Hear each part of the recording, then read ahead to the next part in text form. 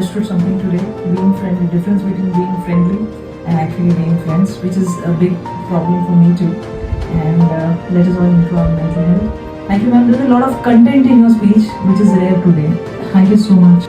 Madam इथे आल्या आणि मराठी जरी येत नसलं तरी हिंदी आणि इंग्लिशमधून एवढं नॉलेज दिल्या की जे आपण रोजच्या ॲक्टिव्हिटीज आपल्या घडतात की आपल्यालाच माहीत नव्हत्या. आपण आपल्या कम्फर्ट झोनमध्येच होतो की त्यातून बाहेर पडायचं कसं एवढं त्या सांगितल्या की त्या. Thank you so much ma'am for your great counselling.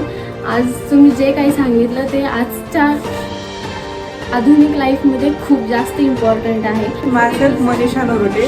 Today ma'am given us a very informative speech how to work in day-to-day life.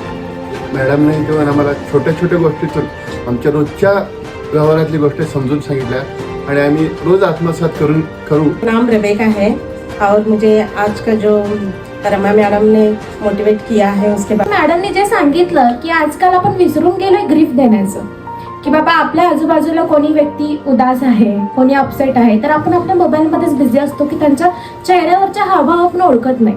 तर अशा वेळेस आपण आधुनिक जगापासून आपले हे जुन्या ज्या गोष्टी होत्या की बाबा आपण एक फॅमिलियर असायला पाहिजे, आपण एकमेकांसोबत जेवण करायला पाहिजे, आपल्या कुटुंबामध्ये असताना सुद्धा आपल्या नातेवाईकांसोबत आपण बसून जेवण करणं हे किती गरजेचं आहे हे आज मॅडमने समजून सांगितलं.